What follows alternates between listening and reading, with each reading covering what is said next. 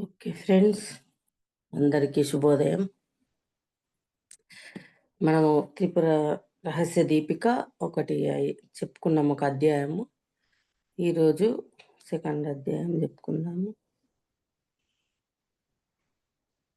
ముందుగా ఈ సృష్టిలోని పరమగురు మండలికి నా హృదయపూర్వక ఆత్మ ప్రణామాలు. అలాగే మహాతర్ బాబాజీకి, బుద్ధ భగవానుడికి, శ్రీకృష్ణ పరమాత్మ వారికి, మహాదేవుడికి నా హృదయపూర్వక ఆత్మ ప్రణామాలు. పత్రి సారికి, వంశీ సారికి, అలాగే నాకు సహాయం చేస్తున్న తోటి మాస్టర్స్ అందరికీ, జ్ఞానాన్ని అందిస్తున్న గురువులందరికీ కూడా నా హృదయపూర్వక ఆత్మ ప్రణామాలు. ఇందులో దత్తాత్రేయ స్వామి వారికి నా ఆత్మ ప్రణామం. అంటే పరశురాముడి జన్మ ఏ విధంగా వచ్చింది అంటే అతడు చేసిన పనులు అవన్నీ పోయిన అధ్యాయంలో మనకు వచ్చాయి ఫ్రెండ్స్. జమదగ్ని మహర్షి రేణుక మాత కొడుకు.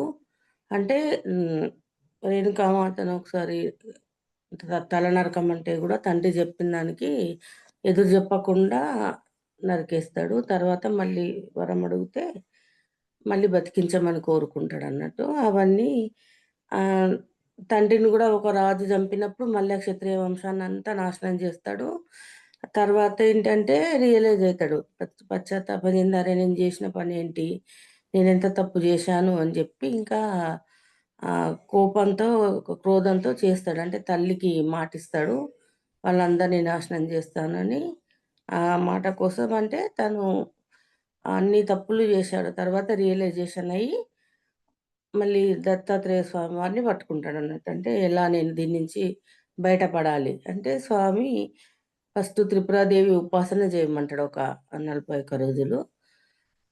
చేసిన తర్వాత కూడా తనకి శాంతి కలగలేదు. అంటే అప్పుడు వాళ్ళందరినీ కూడా యుద్ధం చేసి శత్రువుని చంపినప్పుడు కూడా నాకు శాంతి లేదు.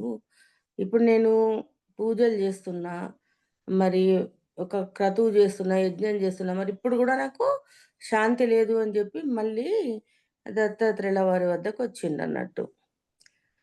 అప్పుడు ఇంకా దత్తాత్రేయుని పాదాలు పట్టుకొని బతిమలాడుతున్నాడు. అయితే ఇక్కడ మనకు రత్నాకరుడు చెప్తున్నారు. కృష్ణ శర్మ, నారాయణ భట్టు అని ఇద్దరు శిష్యులు అడుగుతారు కదా! అయితే అక్కడ మళ్ళీ కృష్ణ శర్మ అడుగుతున్నాడన్నట్టు. గురువుగారు, పరశురాముడు దత్తాత్రేయుని పాదాలు పట్టుకొని బతిమాలితే అతని గురుభక్తికి మెచ్చి ఏం కావాలో కోరుకోమన్నాడు కదా! అప్పుడు ఏమైంది? పరశురాముడు ఏమడిగాడు అని కృష్ణ శర్మ ప్రశ్న అడుగుతున్నాడు గురువుని. గురువు అనుజ్ఞ అయిన తర్వాత అతని పాదాల చెంత కూర్చుని అతి వినయంతో చేతులు జోడించి అడుగుతున్నాడు పరశురాముడు. రత్నాకరుడు చెప్తున్నాడు. రత్నాకరుడు గురువు కదా చెప్తున్నాడు. అంటే పరశురాముడు ఆ దత్తాత్రేయుడి పాదాల వద్ద కూర్చొని అతి వినయంతో చేతులు జోడించి అడుగుతున్నాడు. కరుణానిధి, ఓ గురుదేవా, నువ్వు సాక్షాత్తు పరమేశ్వరుడవు, సర్వజ్ఞుడవు, నీకు తెలియనిది లేదు. పూర్వకాలంలో కార్తవీర్యుని కుమారుడు నా తండ్రి అయిన జమదగ్నిని సంహరించాడు. నా తండ్రితో పాటుగా సహగమనం చేయడానికి నా తల్లి సిద్ధపడింది. అది చూసిన నాకు విపరీతమైన కోపం వచ్చింది.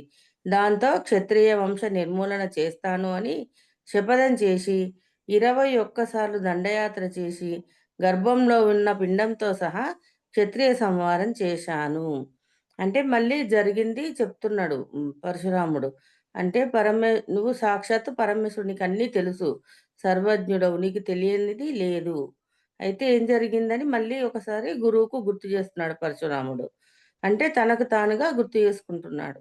పూర్వకాలంలో కార్తవీర్యుడనే రాజు, అతని కుమారుడు జమదగ్నిని సంహరించాడు.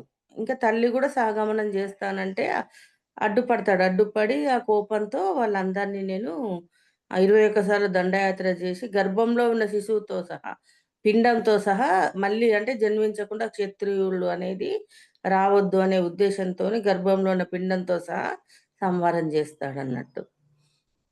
క్షత్రియుల రక్తంతో నిండిన సరస్సులో నా పితృదేవతలకు తర్పణలు వదిలాను. నా భక్తి అతిశయములు చూసి పితృదేవతలు సంతసించారు. అంటే ఇంతమందిని చంపితే మరి వాళ్ళందరి రక్తంతో ఆ సరస్సంతా రక్తంతోనే నిండిపోయింది. అప్పుడు మళ్ళీ పితృదేవతలకు అంటే తండ్రికి ఇంకా తాతయ్య ఆహ్, వంశాలకు సంబంధించిన వాళ్ళందరూ గూడా తర్పణాలు వదిలాడట. అయితే వీళ్ళేంటి పితృదేవతలు మరి సంతసించారు అంటే వాళ్ళందరూ మరి వేరే వాళ్ళ చావును కోరుకుంటారా? మనం ఇక్కడ అర్థం జేసుకోవాలి ఏంటి అంటే, అతని భక్తి అంటే వాళ్ళ పితృల పట్ల ఉన్న భక్తికి సంతసించారు కానీ, ఇతరుల చావునెవరు కోరుకోరు. అయితే ఇక్కడ మనకు వాళ్ళు ఇతని భక్తి అతిశయములు చూసి పితృదేవతలు సంతసించారు. వారి కోరిక మీద నేను కూడా శాంతించాను. అంటే ఇంక మళ్ళా వాళ్ళందరూ పరశురాముడిని కోరుతారన్నట్టు. ఈ క్రోధం అనేది నీకు పనికిరాదు. తగ్గించాలి. నువ్వు శాంతంగా ఉండాలి. అహంకారాన్ని తగ్గించాలి.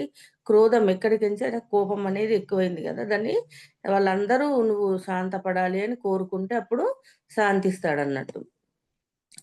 ఆ తరువాత అయోధ్యాధీశుడు దశరథ నందనుడైన శ్రీరామునితో యుద్ధానికి తలపడ్డాను. ఆ తర్వాత మళ్ళీ రాముడితో యుద్ధానికి తలపడ్డాడట పరశురాముడు. ఆయన సాక్షాత్తు శ్రీ మహావిష్ణువు అని గుర్తించలేకపోయాను. అతడు నన్ను ఓడించాడు. నా శక్తిని హరించేశాడు. నా తేజస్సును తనలో లీనం చేసుకున్నాడు. నా గర్వాన్ని పోగొట్టాడు. దయతలచి చివరకు నన్ను ప్రాణాలతో వదిలిపెట్టాడు. ఈ రకంగా అవమానం పొందిన నాకు నిర్వేదం కలిగింది. ఎంతగానో దుఃఖించాను. అంటే రామునితో యుద్ధంలో ఓడిపోయాడు. రాముడు ఓడించాడు.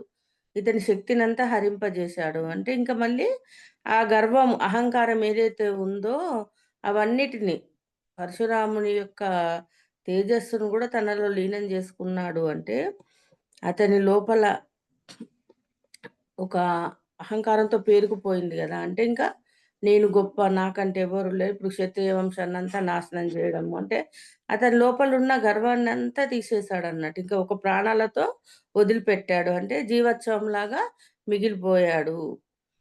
ఇంకా తర్వాత ఇంకా అవమానంతో ఇంకా అతనికి జీవితం మీద విరక్తనేదొచ్చింది. చాలా బాధపడ్డాడు. అయితే తిరిగి వస్తుండగా త్రోవలో అవధూత సమ్మర్తుడు కనిపించాడు. ఇది అనుకోకుండా జరిగింది. అతడు మహాజ్ఞాని. నివురు కప్పిన నిప్పులా ఉన్నాడు. నేను ఆ మహానుభావుడిని గుర్తించగలిగాను. దాహంతో ఉన్నవాడికి చల్లని నీరు దొరికినట్టుగా ఆయన దర్శనం నాకు సుఖము కలుగజేసింది. అంటే ఈ సంవర్తుడు అనే ఒక అవధూత అతను గూడా గొప్ప జ్ఞాని. అతను కనిపించాడన్నట్టు తిరిగి వస్తున్నప్పుడు. అంటే ఇంకప్పుడు ఆయన్ని చూడగానే పరశురాముడి హృదయము శాంతంగా మారిందన్నట్టు. ఆయన తన మధురమైన మాటలతో తత్వమంతా నాకు వివరించాడు. ఆయన్ను నేనేమీ అడగలేకపోయాను. అయినప్పటికీ నాకు తత్వాన్ని మళ్ళీ బోధించమని ప్రార్థించాను. అప్పుడు ఆయన నన్ను దత్తాత్రేయుడి దగ్గరికి పొమ్మన్నాడు. నేను తిరిగి తిరిగి మీ దగ్గరికి చేరాను. మీ పాదాలను ఆశ్రయించాను. ఇప్పుడు గుడ్డివాడు చూచేటందుకు వీలుగా అంజనం దొరికినంత ఆనందం కలిగింది. అంటే అక్కడ సమర్థుడిని మళ్ళీ దర్శనం జేసుకోగానే చాలా సంతోషమేసింది అతనికి. ఇంకా మళ్ళీ అతన్ని అడుగుతాడన్నట్టు. నాకు జ్ఞానాన్ని బోధించండి అంటే తత్వాన్ని వివరించి ఇంకా తర్వాత ఆహ్, మళ్ళీ ఆ తత్వాన్ని వివరించమంటే నువ్వు దత్తాత్రేయుడి దగ్గరికి వెళ్ళు. అంటే అతను చెప్పిన జ్ఞానాన్ని స్వీకరించేంత ఆ స్థితి రాలేదింక పరశురాముడికి. అర్థం జేసుకోలేకపోయాడు. మళ్ళీ ఇంకొకసారి చెప్పండి అని అడుగుతాడు. అడిగితే అప్పుడు దత్తాత్రేయుల వారి దగ్గరికి వెళ్ళు అని సలహా ఇస్తాడన్నట్టు. అప్పుడు తిరిగి మళ్ళీ దత్తాత్రేయుల వారి వద్దకొచ్చాడు. అయితే ఇంకా ఇప్పుడంటే గుడ్డివాడు చూచేందుకు విరుగంటే అంతకుముందు ఏమనుకుంటాడంటే ఆహ్, గుడ్డివాడైతే ఒకరిని పట్టుకొని అంధకూపన్యా న్యాయమని ఒకటి ఒకని చెయ్యి ఒకడు పట్టుకొని నడుస్తూ ఉంటే ముందొక బాయేస్తే అందులో ఒకడు పడిపోతే వాని తర్వాత తతిమామలు గూడా అలాగే. అంటే ఇక్కడేమంటుండు మళ్ళా అంటే ఇప్పుడు అంజనంలో అన్నీ కనిపిస్తాయి గదా! అంటే గుడ్డివాడు చూచేందుకు గూడా వీలుగా అంజనం దొరికినట్టుగా నాకు ఆనందంగా ఉందిప్పుడు అని చెప్తున్నాడన్నట్టు. గురువర్య సంవర్తుడు చెప్పినది నాకేమీ అర్థం కాలేదు. ఇప్పుడు త్రిపుర మహత్యము పూర్తిగా విన్నాను. నా మనస్సంతా ఆ దేవతామూర్తితో నిండిపోయింది. ఆ పరమేశ్వరి మీ రూపంలో సాక్షాత్కరించింది. స్వామి సంవర్తుడు ఏం చెప్పాడో తెలుసుకోకుండా ఏ ఉపాసన చేసినా, ఏ కర్మ ఆచరించినా ఫలితము ఉండదు అనిపిస్తుంది. అంటే ఇక్కడ మళ్ళీ హ్మ్. దత్తాత్రేయుల వారు చెప్తున్నారు. సంవర్తుడు చెప్పింది నాకర్థం కాలేదు. ఇప్పుడు మీ ద్వారా నేను త్రిపుర మహత్యం పూర్తిగా విన్నాను. నా మనస్సంతా ఇప్పుడు ఆ దేవతామూర్తితో నిండిపోయింది. అంతకుముందొచ్చినప్పుడు దత్తాత్రేయుల వారు చెప్తాడు గదా! త్రిపుర మహత్యం గురించి జెప్పి, ఆ త్రిపురాదేవిని ఉపాసన జేయమని జెప్తాడు గదా! అవన్నీ జేషినాక వచ్చాడు గదిప్పుడు. అంటే ఇప్పుడు ఏమంటుండు పరశురాముడు, ఆ దేవతామూర్తితో నా మనసంతా నిండిపోయింది. ఆ పరమేశ్వర రూపంలోనే ఆ పరమేశ్వర్ మీ రూపంలోనే సాక్షాత్కరించిందని నేననుకుంటున్నాను. అయితే నాకు సంవర్తుడు ఏం చెప్పాడో తెలుసుకోకుండా నేను ఏది జేషినా, అంటే ఏ పూజలు జేషినా, ఏ యజ్ఞాలు జేషినా, ఏ ఉపాసన జేషినా, అంటే ఏ కర్మ ఆచరించినా గూడా ఫలితం ఉండదని నాకనిపిస్తుంది. గతంలో నేను అనేక కర్మలు చేశాను. భూరి దక్షిణలు ఇచ్చాను. రాసుల కొద్దీ అన్నదానము చేశాను. ఇంద్రాది దేవతలకు హవిస్సులు కూడా బాగానే ఇచ్చాను. అయితే కర్మల వల్ల కలిగే ఫలితము చాలా తక్కువ అని సంవర్తుడు చెప్పాడు. అంటే ఏమంటున్నాడు ఇప్పుడు పరశురాముడు? ఎన్నో అంటే అటు పాపకర్మలు చేశాడు. వాళ్ళందరిని చంపడం అలాగే ఆయన పుణ్యకర్మలు కూడా ఎన్నో చేశాడు. అంటే ఎన్నో రకాల దానాలు. భూమి దానం జేశాడు, వస్త్రదానం జేశాడు, అన్నదానం జేశాడు. యజ్ఞ యాగాదులు జేసి ఇంద్రాది దేవతలకు హవిస్సులు కూడా ఇచ్చాడు. కానీ అవి సంవర్తుడు ఏం జెప్పాడంటే, ఎలాంటి కర్మలు జేసినా వాటి వల్ల కలిగే ఫలితము చాలా తక్కువ అని చెప్పాడు సంవర్తుడు. ఆ ఫలితాలన్నీ దుఃఖహేతువులు. అటువంటి గొప్ప కర్మల వల్ల వచ్చే ఫలితము అల్పమే అయినప్పుడు, సాధారణ కర్మల వల్ల ఫలితము ఏమిటనేది వేరే చెప్పాలా? అంటే ఇక్కడ ఏమంటున్నాడు పరశురాముడు, నేనలాంటివన్నీ చేశాను. గొప్ప గొప్ప దానాలు, గొప్ప గొప్ప యజ్ఞయాగాదులు ఎన్నో జేశాను. అవన్నిటి వల్ల గూడా నీకు ఫలితం రాదని సంవర్తుడు జెప్పాడు. మరిప్పుడు నేను సాధారణ కర్మలు జేస్తే ఇంక ఫలితం అనేది ఆహ్, ఏంటి అనేది వేరే చెప్పాలా అని అడుగుతున్నాడు. అలాంటి పెద్ద పెద్ద దాన ధర్మాలు జేషినా, యజ్ఞయాగాదులు జేషినా గూడా నాకు ఫలితం రాలేదు. ఇప్పుడింకా సాధారణ కర్మల వల్ల నాకేం ఫలితమొస్తుంది? ఇంకా దుఃఖం అంటే సుఖం లేకపోవడం కాదు. అల్పమైన సుఖము నశించిన తర్వాత కలిగే దుఃఖము. అంటే అసలు దుఃఖం ఏంటి అంటే, మనం ఏమనుకుంటాము, సుఖంగా లేకపోవడము, శరీరం అనారోగ్యంగా ఉండడము, మానసికంగా గందరగోళంగా అంటే ప్రశాంతత మానసికంగా ప్రశాంతత చేకూరితే హాయిగా ఉన్నామనుకుంటాము. ఆరోగ్యంగా ఉంటే హాయిగా ఉన్నామనుకుంటాము. అంటే ఇలా కాదు. అసలు దుఃఖం ఏంటి అంటే అల్పమైన సుఖము నశించిన తర్వాత కలిగే దుఃఖము. అసలు దుఃఖము సుఖం లేకపోవడం కాదు. అల్పమైన సుఖం ఇవన్నీ అల్పమైన సుఖాలు. ఇప్పుడు మనము హాయిగా అంటే హాయిగా కూర్చోవాలి. ఇప్పుడు ఎటైనా ప్రయాణం చేస్తే మనకు వీలుగా మంచి కారు గాని, లేదంటే ఫ్లైట్‌లో వెళ్ళడం అంటే ఎలాంటి ఇబ్బంది లేకుండా హాయిగా వెళ్ళాలి. అదొక సుఖం అనుకుంటాం. ఇక్కడ పరశురాముడు ఏమంటున్నారంటే ఇవన్నీ కూడా అల్పమైన సుఖాలే. ఇవన్నీ నశించిన తర్వాత కలిగేదే అసలైన దుఃఖము. ఇది ఇదివరకటి దుఃఖము కన్నా ఎక్కువగా ఉంటుంది.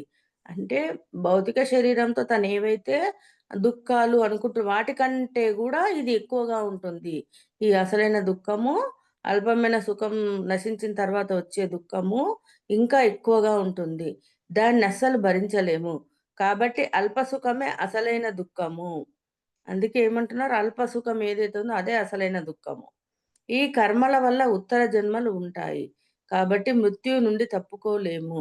అనగా దుఃఖాన్ని మించిన భయం మృత్యు భయం. దాన్నించి తప్పించుకోలేము.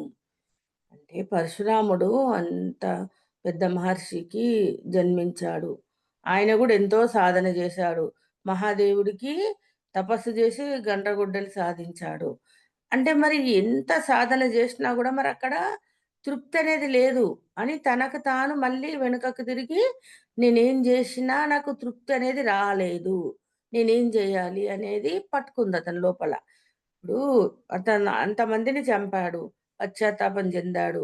గురువు పాదాలను ఆశ్రయించి గురువు జెప్పిన విధంగా ఆ త్రిపురాదేవి మహత్యం విని ఉపాసన జేశాడు. పూజలు, మంత్రము, జపం అన్నీ చేసి కానీ శాంతి అనేది దొరుకుతలేదు. ఏది జేసినా గూడా అతనికి తృప్తి లభించలేదు. ఇంకా దీనికంటే ఇంకా ఏదో ఉంది. సమర్థుడు నాకేదో చెప్పాడు కానీ నేను అర్థం జేసుకోలేకపోయాను. అదేంటో తెలుసుకోవాలనే జిజ్ఞాస ఎక్కువైపోయింది. అంటే ఇప్పుడు మరి చూడండి ఈ కర్మలన్నిటి వల్ల ఉత్తర జన్మలు అంటే పాపం జేస్తే పాపాన్ని అనుభవించడానికి జన్మలు తీసుకోవాలి. పుణ్యం జేస్తే పుణ్యకర్మల ఫలితాన్ని అనుభవించడానికి గూడా జన్మలు తీసుకోవాలి. ఈ కర్మల వల్ల ఉత్తర జన్మలు కంపల్సరీగా ఉంటాయి. అలాగే మృత్యు నుండి గూడా తప్పించుకోలేం గదా! ఎప్పుడో ఒకసారి మృత్యు అయితే ప్రతి ఒక్కరికి వస్తుంది. అదే విధంగా మళ్ళీ జననము, మళ్ళీ మరణము. ఈ జనన మరణ చక్ర బంధాల్లో చిక్కుకుంటూనే ఉంటాము. అందుకే ఇంకా ఈ భయమనేది మృత్యు భయం నుంచి గూడా తప్పించుకోలేము. వీటినన్నిటిని నేను దాటగలగాలని పరశురాముడి ఉద్దేశ్యం. త్రిపురోపాసన అనేది పరదేవతకు సంబంధించినది. అందువలన దుఃఖము కలగదు అంటారు. అది నిజం కాదు. ఎందుకంటే ఉపాసన అనేది ఒక మానసిక క్రియ. అంటే ఇప్పుడు త్రిపురోపాసన అనేది పరదేవత అంటే చూడండి ఇప్పుడు ఆహ్, మొత్తం ఉన్నదంతా ఒకటే పరమాత్మ సర్వాంతర్యామి అని చెప్పుకున్నప్పుడు, మరి మన లోపల గూడా ఆ భగవంతుడే గదా ఉన్నది. మరిప్పుడు మళ్ళీ విడిగా అంటే త్రిపురాదేవి అని మళ్ళీ విడిగా పరదేవత. అంటే మళ్ళీ విడిగా జూస్తున్నాను. అంటే దీనివల్ల గూడా దుఃఖము కలగదు అంటారు కానీ నిజం కాదు. ఇది తను ఉపాసన జేశాడు. త్రిపురాదేవి ఉపాసన జేశాడు. తెలుసుకున్నాడు. అంటే దీనివల్ల గూడా నాకు దుఃఖమనేది పోలేదు నా లోపల నుంచి అనేది అర్థమైంది. అందుకే ఏమంటున్నాడు ఎందుకంటే ఉపాసన అనేది ఒక మానసిక క్రియ. అంటే మనస్సు లగ్నం జేయడానికి. దత్తాత్రేయుల వారు ఏం జేశారు? ఇతడు ఆత్మతత్వాన్ని పట్టుకోవాలి. ఆత్మ జ్ఞానాన్ని తెలుసుకోవాలంటే మనస్సు లగ్నం జేయాలి. చూడండి మనకు పత్రిసారం మరి నువ్వు శ్వాసను గమనిస్తూ ధ్యానం జెయ్యి. ఆనాపానసతి అంటే ఉచ్ఛ్వాస, నిశ్వాస. ఫస్ట్ ఎందుకు మరి మనకు దొరకలేదిప్పుడు? గర్భ సిద్ధాంతము గురించి అందరికీ తెలుసు. చిన్నప్పటి నుంచి గూడా చావుంటది, పుట్టుక ఉంటదని తెలుసు. మనం జేసిన కర్మను అనుభవించడానికి పుట్టాలని దెలుసు. మరి ఎప్పుడైతే మనకు సరైన గురువు లభించాడో, ఇప్పుడు మనకు వంశీ సార్ ద్వారా, పత్రి సార్ ద్వారా అంటే అక్కడ పత్రి సార్ ఏం జేశాడు మనల్ని మనసు లగ్నమయ్యేట్టుగా, ఏకాగ్రం చేసుకునేట్టుగా ధ్యానానికి అలవాటు జేశాడు. మరిప్పుడు మనం వంశీ సార్ ద్వారా ఏం తెలుసుకున్నాము? మన వర్తమానంలో జరుగుతున్న దానికి, మన వాస్తవంలో, మన జీవితంలో ఏదైతే ఉందో దీనికి కారణం. అంటే సుఖం గావచ్చు, దుఃఖం గావచ్చు, ఒక బాధ ఏదైనా దీనికి కారణం ఏంటి అని తెలుసుకునే ప్రక్రియను మనకు బోధించాడు. కర్మధ్యానం జేసి కళల ద్వారా మనం అడిగి తెలుసుకోవడానికి మనకి అవకాశం వచ్చింది. ఇప్పుడే గదా! అసలైన ఆత్మ అంటే ఏంటి? ఆత్మ తత్వం అంటే ఏంటి? ఎలా ఉండాలి? మనం ఎలా జీవించాలి? మన ప్రవర్తన ఎలా ఉండాలి? ఇవన్నీ మనం నేర్చుకున్నాం గదా!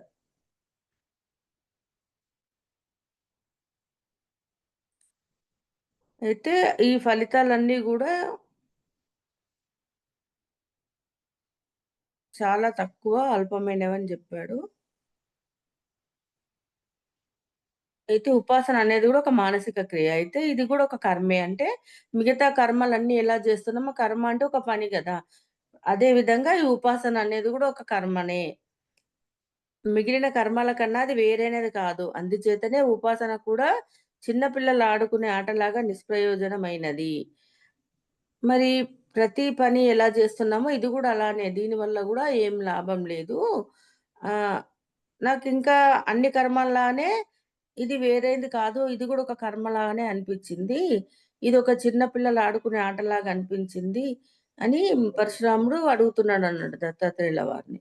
కర్మలు చేయవచ్చు, చెయ్యకపోవచ్చు. అలాగే ఉపాసనలు కూడా. సాలగ్రామాన్ని పూజించవచ్చు. లేదా బాణాన్ని అంటే శివలింగాన్ని పూజించవచ్చు. వారిష్టం. అంటే ఇప్పుడు సాలగ్రామాన్ని గూడా విష్ణుమూర్తి స్వరూపం అంటాము. శివుడి స్వరూపం అని పూజిస్తారు. అదే విధంగా శివుడిని గూడా పూజించొచ్చు, అది వాళ్ళ వాళ్ళ ఇష్టము. కానీ వీటన్నిటి వల్ల ఏ లాభము లేదు. ఇవన్నీ క్రతువుల వంటివే. వీటి వల్ల వచ్చే ఫలితం కూడా శాశ్వతం కాదు. అంటే ఒక క్రతువు జేస్తున్నాం, ఒక యజ్ఞం జేస్తున్నారు, ఒక ఆహ్, పూజ జేస్తున్నారు. ఇవి 41 రోజుల మండల దీక్ష జేశాడు. కానీ ఇవన్నీ గూడా కేవలం ఇది గూడా ఒక కర్మే అని జెప్తున్నారంట. ఒక పని. ఇది గూడా ఒక పనే. వీటి వల్ల వచ్చే ఫలితం శాశ్వతం కాదు. ఈ రకంగా ఫలితమే అసత్యమైనప్పుడు క్రతువు మాత్రం సత్యం ఎలా అవుతుంది? అంటే మరి ఇది జేసిన తర్వాత వచ్చిన ఫలితం గూడా అసత్యమే అయినప్పుడు, మరి కర్మ సత్యం ఎలా అయితుంది? ఇది జేయడం గూడా క్రతువు ఏదైతే జేస్తున్నాడో అది సత్యం ఎలా అవుతుందని అడుగుతున్నాడన్నట్టు. క్రతువు అంటే ఒక యజ్ఞం గావచ్చు, ఒక పూజ గావచ్చు, ఏదైనా దాన్ని క్రతువు అని అంటారు. అసత్యమైనవి సత్యమైన ఫలితం ఇయ్యలేవు కదా! మరిప్పుడు అసత్యమైందిది. మరి సత్యమైన ఫలితాన్ని ఇస్తుందా? ఇయ్యదు. వాటిని జీవితాంతం చేసినట్లయితే ఫలితం ఉంటుంది అని కొందరంటారు. ఇంకా కొందరేమంటారంటే జీవితాంతం జేస్తే నీకు ఫలితం వస్తుందని జెప్తారు. అలా అయితే ఈ కర్మలకు, ఉపాసనలకు అంతమనేది ఉండదు కదా! మరి సంవర్తుడు ఏ విచారము లేకుండా ఉన్నాడు. కర్తవ్యం అనే భయంకర అగ్ని జ్వాలల నుంచి బయటపడ్డాడు. అంటే పరశురాముడు ఏమంటున్నాడింకా, మరి ఈ ఫలితం కర్మలకు లేనప్పుడు, ఈ ఉపాసనకు జీవితాంతం చేయాలంటే మరి వీటికి అంతమనేది లేదు గదా! మరి సంవర్తుడెలా ఉన్నాడు? ఎలాంటి విచారం లేకుండా హాయిగా ఉన్నాడు. అతన్ని జూస్తే అసలు ఒక గొప్ప తేజస్సు వెలువడుతుంది అతన్ని జూస్తే. అతని లోపల ఎలాంటి విచారము లేదు. కర్తవ్యం అనే భయంకర అగ్ని జ్వాలల నుంచి బయటపడ్డాడు. అంటే చూడండి ఇక్కడ పరశురాముడు జేసిందేంది? కర్తవ్యత భావనతోని తండ్రి చెప్పగానే తల్లిని నరికేశాడు. అంటే తండ్రి చెప్పిన మాట జవదాటొద్దు. తండ్రి ఏదడిగితే అది చెయ్యాలని ఒక కర్తవ్యం. అదే విధంగా తల్లికి మాటిచ్చాడనే కర్తవ్యాన్ని ఆచరించి ఆహ్, క్షత్రియులందరిని చంపేశాడు. అంటే ఇప్పుడు అతనికి కర్తవ్యం అనేది ఒక భయంకర అగ్నిజ్వాలలాగా కనిపిస్తుంది పరశురాముడికి. అంటే ఇప్పుడు ఈ సంవర్తుడేంటి? ఈ కర్తవ్యం అనేది లేదతనికి. అతను దాని నుంచి బయటపడ్డాడు. లోక వ్యవహారం చూసి నవ్వుతున్నట్టుగా ఉన్నాడు. అంటే ఈ లోకంలో అందరిని జూసి అతడు నవ్వుతున్నట్టుగా ఉన్నాడు. అభయమైన మార్గాన్ని ఆశ్రయించి మండిపోతున్న అడవిలో చల్లని నీటిలో జలకాలాడే ఏనుగులాగా సుఖంగా ఉన్నాడు. అంటే అతనికి భయమనేది లేదు. అతని మార్గం అభయం. అభయం ఇచ్చింది. అతను ఎన్నుకున్న మార్గం ఏదైతే ఉందో అతనికి అభయాన్నిచ్చింది. అభయమైన మార్గాన్నే ఆశ్రయించాడతను. మండిపోతున్న అడవిలో చల్లని నీరు ఉన్నదనుకోండి. ఒక అడవి మండిపోతుంది. అక్కడేంటి ఒక చల్లటి నీటిలో ఏనుగు జలకాలాడుతుంది. అంటే చుట్టూ ఏం జరుగుతున్నా దానికి అవసరం లేదు. అదెక్కడుంది? చల్లని నీటిలో ఒక సరస్సులో ఉంది. ఒక కొలనులో ఉంది. అక్కడ హాయిగా అది జలకాలాడుతుంది. అంటే చుట్టూతా ఉన్నదాన్ని అది పట్టించుకోవట్లేదు. దానికి అది సుఖంగా ఆడుకుంటూ ఉంది. అలాగా సంవర్తుడు గూడా అలా ఉన్నాడు. కర్తవ్యము లేక ఆనందముగా ఉన్నాడు. కర్తవ్యము లేనంత మాత్రం చేత అతడు సుఖవంతుడా? కర్తవ్యం అనేది అతనికి లేదు. అతను చాలా ఆనందంగా ఉన్నాడు. అంటే అతనికి భార్య, పిల్లలు, జంజాటం ఏది లేదు.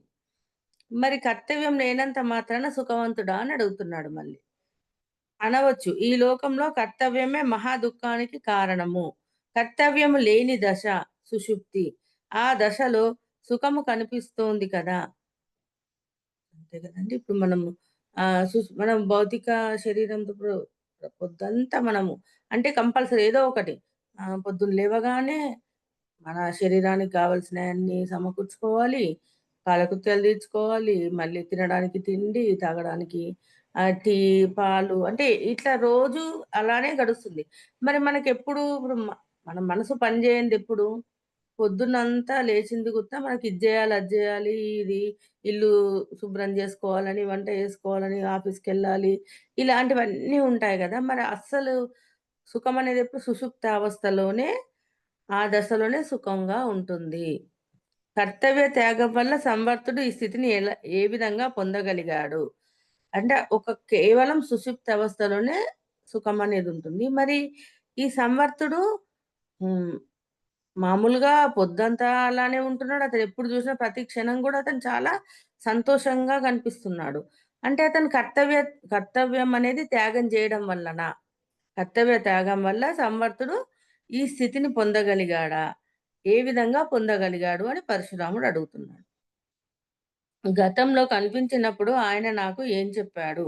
ఓ గురుదేవా దత్తాత్రేయ! ఈ విషయాలన్నీ సవిస్తరంగా నాకు వివరించు. అప్పుడు, అప్పుడు గతంలో కనిపించినప్పుడు జెప్పింది ఈయనకు గుర్తు రాలేదు గదా! మళ్ళీ కనిపించినప్పుడు అడిగితే, "నువ్వు దత్తాత్రేయుల వారి వద్దకు వెళ్ళు" అని సలహా ఇచ్చిండు గదా! అంటే నాకసలు ఏం జెప్పాడతను? చెప్పింది బాగా నాటకపోయింది. కానీ అది గుర్తొస్తలేదు పరశురాముడికి. ఎందుకంటే అప్పుడు దాన్ని అర్థం చేసుకునే అవగాహన లేదు గాబట్టి దాన్ని పట్టుకోలేదతను. ఇప్పుడు దత్తాత్రేయుల వారిని అడుగుతున్నాడు. నాకు సవిస్తరంగా దాన్ని వివరించు. కర్తవ్యం అనే కాలసర్పము నన్ను మింగబోతుంది. దాని నుంచి నన్ను కాపాడు అంటూ గురువుగారి పాదాలు పట్టుకున్నాడు పరశురాముడు. అంటే ఇప్పుడు ఈ కర్తవ్యం అనేది ఏదైతే ఉందో నాకు కాలసర్పంలాగా నన్ను ఆహ్, మింగేస్తుంది. ఇంకా నాకు దీని నుంచి నన్ను రక్షించు అని జెప్పి ఇంకా శరణాగతికి వచ్చేసాడు. దత్తాత్రేయుని పాదాలను ఆశ్రయించాడన్నట్టు. అప్పుడు ఇంకా శిష్యుడికి మోక్షేచ్ఛ అంటే మోక్షం గురించిన కోరిక కలిగిందని అర్థమైంది. అప్పుడు దత్తాత్రేయుల వారు చెప్పడం ప్రారంభించారు. బాటసారుల కథ. నాయనా భార్గవ, నీకు జ్ఞానం కలిగింది. నువ్వు ధన్యుడవైనావు. సముద్రంలో మునిగిపోతున్న వాడికి ఆధారం దొరికినట్లుగా సంసార సాగరంలో పడి కొట్టుకుంటున్న నీకు జ్ఞానం లభించదయ్యా. కర్మల వల్ల వచ్చే ఫలితం చాలా తక్కువ అని, అది వ్యర్థము అని అంటున్నావే, ఆ కర్మల వల్లనే నీకీ స్థితి లభించింది. కర్మల వల్ల ఇంతవరకే సిద్ధిస్తుంది. అంటే పరశురాముడిని భార్గవ అని పిలుస్తారు. భార్గవరాముడు అంటారు కదా! భార్గవ నీకు జ్ఞానం కలిగింది. నువ్వు ధన్యుడవైనావు. అయితే ఇప్పుడు సముద్రంలో మునిగిపోతున్నప్పుడు ఏదైనా ఒకటి ఒక తెప్ప గాని, ఏదైనా ఆధారం దొరికిందనుకోండి. దాన్ని పట్టుకొని ఆ సముద్రాన్నంతా ఈదేస్తాడు గదా! ఆ విధంగా ఇప్పుడు నువ్వు సంసార సాగరంలో పడి కొట్టుకుంటున్నావు. ఇప్పుడు నీకు జ్ఞానం ఆ సంసార సాగరంలో కొట్టుకున్నంత సేపు నీకు జ్ఞానం లభించదు. కానీ నువ్వేమంటున్నావు కర్మల వల్ల ఏమీ లేదు. కర్తవ్యం వల్ల బాధ్యత వల్ల ఇవన్నీ కష్టాలని అనుకుంటున్నావు గదా! అయితే అది వ్యర్థం అని అనుకుంటున్నావు గదా! కానీ నువ్వు అవన్నీ చేయడం ద్వారానే నీకీ స్థితి లభించింది. అంటే ఏంటి? ఇప్పుడు ఏదైతే ఒక తల్లి తండ్రికి కొడుకుగా ఉండి తను జేయాల్సిన బాధ్యతలు చేశాడు. అంటే తండ్రి చెప్పినట్టుగా వినాలి అని తండ్రి మాటలు జవదాటలేదు. తల్లి బాధను జూసి తట్టుకోలేక అక్కడ ఒక కొడుకుగా తల్లికి మాటిస్తాడు. శపథం జేస్తాడు. అదంతా ఆ మాట ఇచ్చాను కాబట్టి దాన్ని ఆచరించాలని జెప్పి ఆ క్షత్రియులందరిని నాశనం జేశాడు క్రోధంతో. ఆ తర్వాత దెలుసుకున్నాడు. అంటే చాలా తప్పు ఇవన్నీ దేనివల్ల మరి? ఈ కర్మల వల్లనే ఇప్పుడు ఇతనువి ఈ జ్ఞానం తెలుసుకోవడానికి నువ్వు తహతహలాడుతున్నావు. నీకు ఆ మోక్షం పట్ల కోరిక గలిగింది. వీటి వల్లనే ఇప్పుడు మనం గత జన్మలు జూసుకొని ఏమనుకుంటాం, అయ్యో! నేను ఇంత పెద్ద దుష్కర్మలు జేశాను. ఇంతమందిని అని బాధపడుతూ ఉంటాం గదా! తెలుసుకున్న తర్వాత ఏంటి మన స్థితి మారుతుంది గదా! ఇప్పుడు. అంటే ఇలాంటి పనులు జెయ్యకూడదు. ఇది తప్పు అని తెలుసుకున్నాం. అదే విధంగా ఇప్పుడు పరశురాముడు గూడా ఆ స్థితికొచ్చాడు. ఇంకప్పుడు అజ్ఞానంలో చేసేసాడు. ఇప్పుడేంటి? నేను జేసింది సరైంది కాదు అని పశ్చాత్తాపం చెందుతుంది. ఇంకా దీనికంటే మించిందేదో ఉంది అని మరి మన త్రిపురాదేవి క్రతువు అంటే 41 రోజులు దీక్ష తీసుకోమంటే అన్నీ దానివల్ల గూడా సుఖం కలగలేదు. అంటే ఎలాంటి కర్మలు జేసినా ఫలితం లేదని అర్థమైంది. కానీ ఇక్కడ ఆ కర్మల వల్లనే నీకీ స్థితొచ్చింది.